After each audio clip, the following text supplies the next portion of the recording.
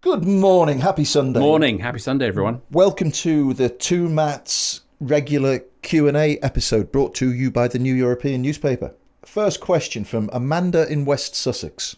Following your discussion about Rishi Sunak fasting as a lifestyle choice, I wanted to bring your attention to a statistic I read in The Guardian. Last year, 800,000 people were admitted to hospital with malnutrition. 800,000. It makes me wonder how many are lacking basic nutrients in their diets, but who maybe aren't quite ill enough to go to a doctor. Very good point.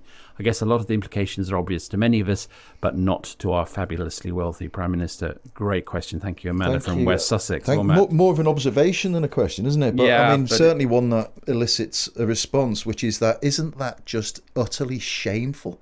It is. In this country in 2024, or these figures from last year, but I don't suppose it's getting any better anytime soon. I mean, I find them, I would say nauseating, but it seems somehow wrong in the context. But I do, and I actually don't understand, because this is still, depending on what measurement you use, the sixth or seventh richest country in the world, and however straitened the fiscal circumstances are, however big the debt is, there is clearly enough money to do certain things. And one of the things that we should be ensuring, surely, as a basic civilized nation, is that people are not suffering from malnutrition. I mean, that word that's overused does apply here. Dickensian. Absolutely outrageous.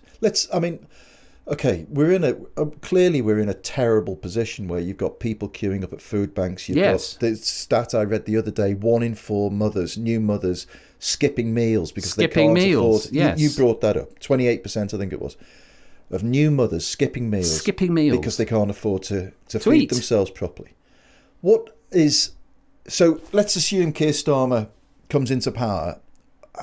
What should he be doing to address this? Well, I mean, my view is that we have reached the end of the road of what, for want of a better word, people call the neoliberal arrangement, where what you had was a sort of global capitalist system where, as it were, people were compensated. The losers were compensated. I don't use the word losers, but you know what I mean.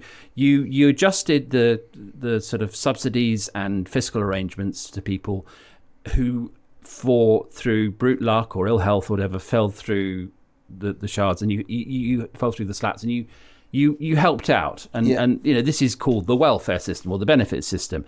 I think that is broken now, and I think that we're in a world now where people who do 3 jobs, because one of the spin-offs of the globalization was that wages fell, and so whereas in the 80s, which we talk about a lot, unemployment was the big problem. Unemployment is not the big problem now. It's pay.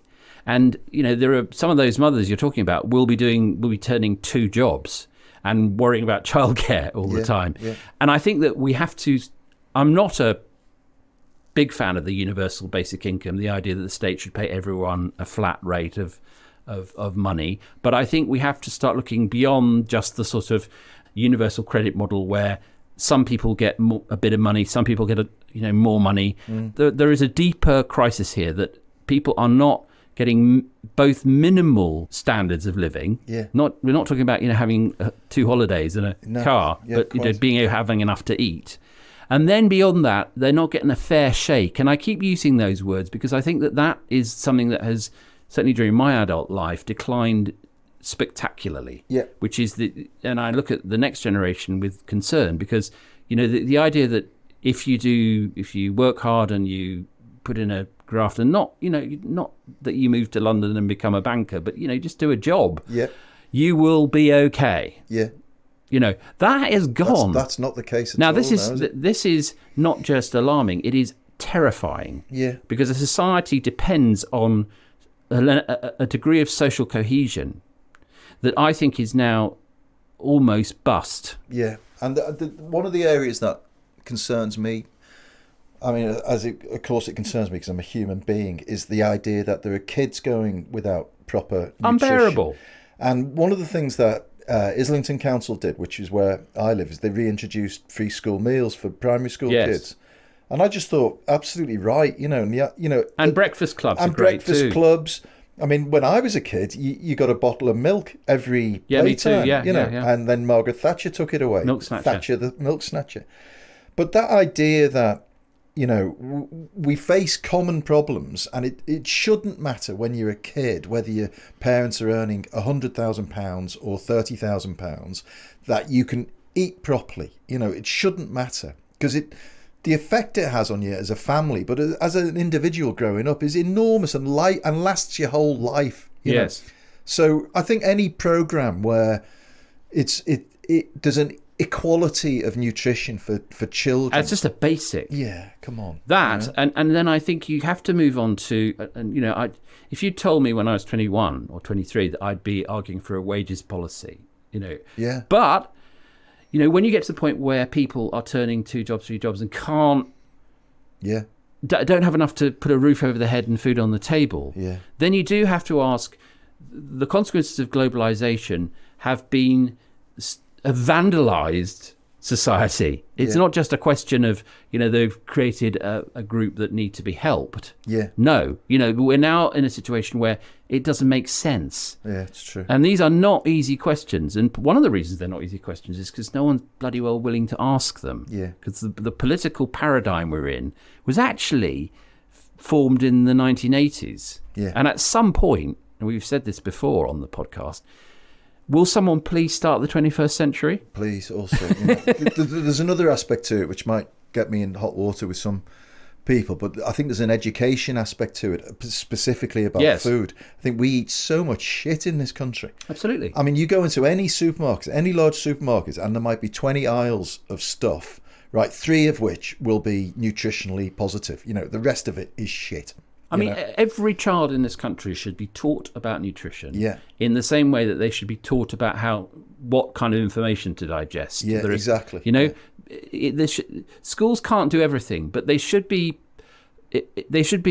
very, very mindful. And this is not knocking teachers at all. This is a systemic thing of the fact that schools have to be preparing people for citizenship. And to look after themselves. You know? By which I mean, you know, being a contented citizen. That's right. Not just someone who's accruing exam results. To better yourself, to be well educated, to be happy, you know, to be socially responsible as well as clever. And you see improvements in everything: productivity, mental health, physical health, all of those things. Yeah, absolutely. And you know, we look at the mental health crisis that is gripping the young, and people claim to be baffled. I'm not baffled by it at all. I'm not surprised one bit. I mean, when you combine the impact of the digital revolution and the withdrawal of life prospects, I'm amazed that they're as flinty as they are. Yeah, good for them. And I also, before we move on to the next question, I remember, because we're very interested in European things in the New European, obviously, and reading a piece about the different level of proportionate spend on food from country to country. Like Spain, if you're a family in Spain, you spend something like 20 to 25% of your disposable income on food, right? And totally different kinds of food, fresh produce, much more market kind of environment. We spend next to nothing, you know, like 9-10% of disposable income, because we buy all this cheap shit. Rubbish, processed food. And you think about absolute processed garbage with prices driven down to the bare minimum by these supply chains that the supermarkets have insisted on. Farmers going out of business because they're selling milk for less than it cost them to produce. All of this kind of stuff. You know, I do think if you could recalibrate how you lived and you looked at your immediate needs, and the primary need being food and housing and warmth, to be able to deliver that to yourself as an individual, that would be a huge step forward for this society. I'll tell you what Starmer should do is he should commission a new beverage report. Right. The 5 ills, you know? Yeah. That would be... And the ills wouldn't be the same now. But maybe we should do that in the New European. I mean, it's a great... The Nick Timmins book on that is absolutely fantastic. It's a great subject. And I don't hear any of that coming from the Labour side of the House. Well, we'll pick that up in the New European. Let's pick it up. Food for thought. Next question, please. Great Trump advert. You read this one out, Matt. This is from Charles BK1 on Spotify. And by the way, if you want to send in feedback or questions and you're listening on Spotify, you can do that very easily just by tapping into the little dialogue box on Spotify. Great Trump advert. Great Trump advert. You're not losers. I didn't skip for once. Can you do different? And he's talking about the subscription advert that we did in the podcast last week. Can you do different impressions every few weeks? Okay. Can you do? Can you? I don't know, Sonny. You're talking to Morgan Freeman now. And at the time, I was far from certain that the New European was right for us at Shawshank. And what to make of that youngster, Alistair Campbell, but feeling, just for the duration of a podcast, like we were free men. Get busy reading or get busy dying. Well, I can certainly agree with that, Matt. Mr. Connery. I would say that the New European has been a transformative experience. Transformative, of course you are. In my reading habits, and I like to read the New European with obviously from the grave these days. From the grave, but with a Suntory whiskey. It's interesting. I mean, I tell you what, God knows what we've started here, because something of not terrible very high quality. It's bringing out the terrible impressions, and I'm not sure it's going to do my profitable future any good. But here's the thing: is that since last week, a lot of people have said, "Oh, do Trump." Yes. So this is not, again. It's like where did it? How is it in 2024, age 56, I find myself worrying about Trump all the time? What a loser! What a loser! Matt D'Ancona used to be a columnist at the Sunday Telegraph. Now he works for the European. How does that work? Very sad. Very sad. What a loser! What a loser! Very sad. Right. Next question. Thank you for that, Charles BK1 from Spotify. Good question. This is a great question, this. And I'm going to throw it to you. Okay. Right, George Hogan, why is the USA supporting Israel? It's a good question. And it's interesting how rarely it's asked, because it's key to the whole thing, and particularly what's been going on this week. So the proximate answer is that Biden may well be the most pro-Israel president there's ever been. One of his first trips as a senator was to to Israel just before the Yom Kippur War, actually, and he met Golda Meir, and he has been steadfast as a friend of Israel ever since. He's always been at the centre of foreign policy. So there's that personal thing. It was predictable that after October 7th, Biden would be straight out the trap saying, "Up with this, I will not put." So that's Biden. But there's a much longer tradition of America having a strong bond with Israel. It has to be said, not always even. Little realised fact, probably the least pro-Israel president was Reagan, who was very sceptical about a lot of things that were going on, and took time to chastise Israel a lot more than you might think. Right. Why is it so important to America? Well, then you're going back to, first of all, the foundation. Obviously, America, a democracy, was always going to support a democracy formed after the war and the Holocaust in the Middle East. That was always true. But then you get into realpolitik. And in the Cold War, Israel was, a kind of way station for American strategy in the region that, as time passed, became more and more important for oil, as well as the fight with the Soviet Union. So that, even post the end of the Soviet Union, the end of the Cold War, that has survived.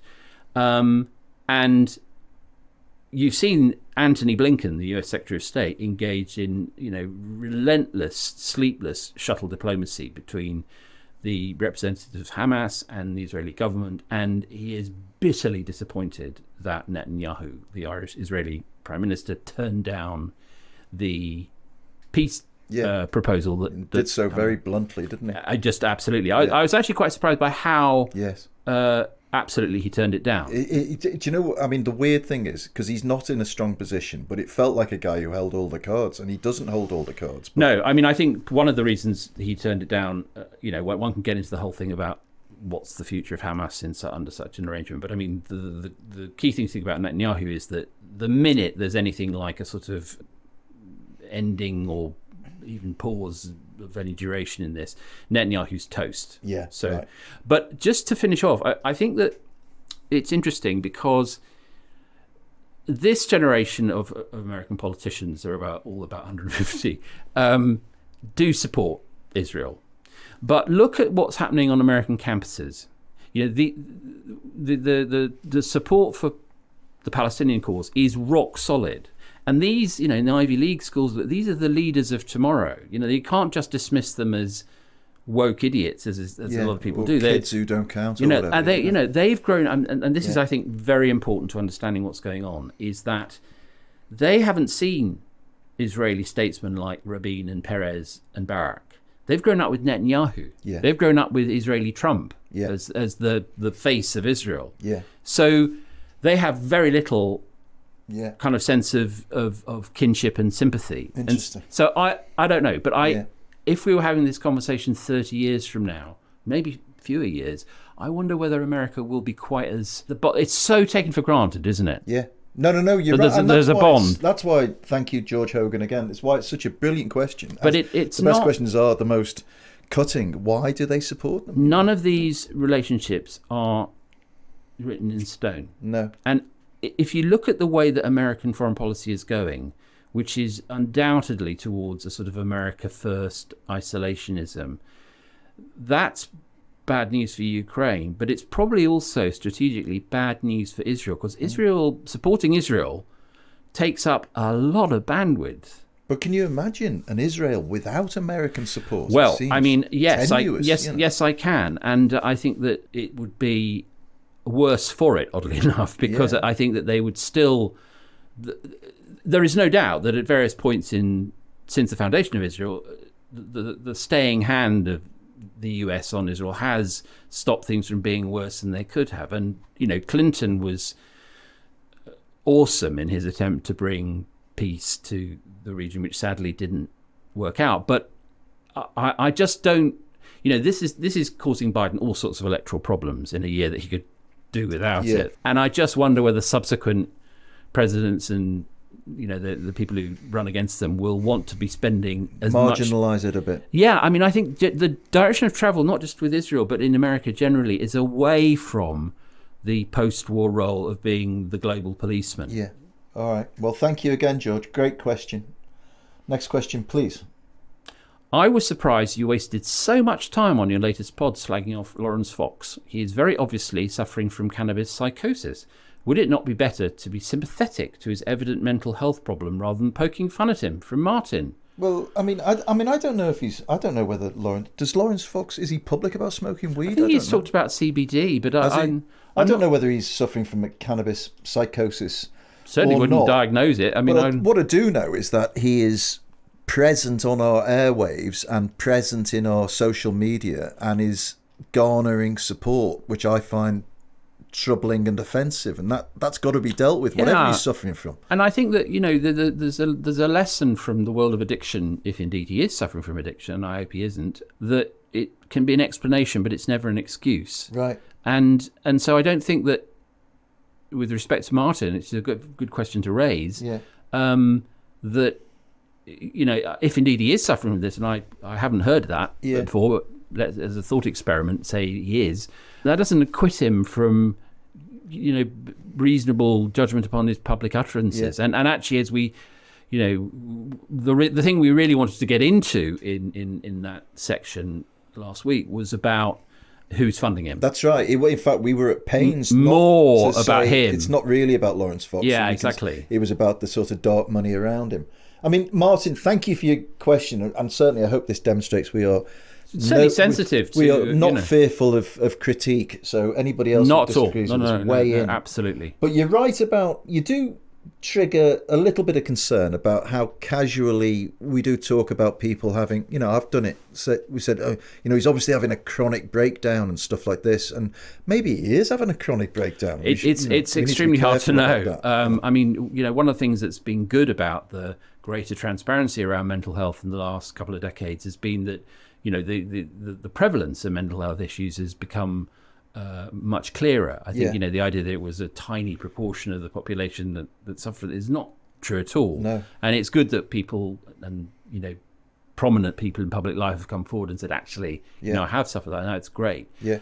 We only say it as we see it, and we weren't aware, if indeed this is the case, that was the case. So Well, okay. Thank you, Martin. Let's move on to the next question. Larry from Coventry asks, I'm This is fascinating. Is this a real the content of the question is more interesting than the answer, actually. I'm too cowardly to confront Scouse terrace legend Matt Killer Kelly directly. He obviously knows you. I'll ask Matt the diplomat Dancona to adjudicate. Is it segue or segway? Well, first of all, I'm charmed to be called a diplomat. Yeah. But I'm not sure I am. Kelly, has he been Googling me? I think he must have been, yeah. Or talking to people who know you or work for you. Yeah. So a bit of swift research reveals that it is segway. Is it? I always say segue. Yeah. Okay. I mean, I don't know about you. I'm not a pronunciation Nazi. I think. No. But I mean, Google pronunciation is, and it says very firmly that it's segway, and I think this is because it comes from Italian segway. So, I was once on the when Simon Mayo did a show on Radio 5 Live. It was like a 2-hour afternoon show. And I was on there as a guest, and used to love doing it. And he was, you could talk, and I would talk about all sorts of things. And we came onto a conversation. I can't even remember what it was about, but I used the word triumvirate, except I said triumvirate, right? And Simon Mayo said, sorry, let's just pause there. What did you say? Triumvirate? What's that? It's perfectly clear what you mean, you see. And I shot back, I said, how do you know how the bloody Romans pronounced things? Yeah, what have the Romans ever done for your pronunciation, Mayo? Mate. Anyway. So no, I'm a very relaxed, I'm libertarian on pronunciation, because I think it gets, people can get, I mean, it's a perfectly good question from Larry about segue, but people can get terribly snooty about pronunciation, as if it. Well, you'll notice that you haven't heard much of Simon Mayo ever since he took the piss out of me, which may be where I got my Killer Kelly moniker from. I gather that he's in a bad way. He's not. He's sucking soup through a straw. Let's put it like that. This is slightly against what we just said about Laurence Fox, but I gather Simon Mayo's living on the embankment with a dog on a string. He is, mate. He is. And a harmonica. He is. It's the last time he'll take the piss out of my pronunciation. That's all I'll say. That's the killer for you. Thanks, Larry. No need to be fearful. No, I'm not sure. We're all cheerful here. How sure are you? And that's it. Larry, you had the honour of being the last questioner. Yeah. Thank you, as ever, to our production team at Rethink Audio, led this week by Ollie Peart. Thank you. Don't forget your subscription offer and your free Bollocks to Brexit passport cover. And until next Friday... Have a great Sunday. Have a terrific Sunday. See you soon.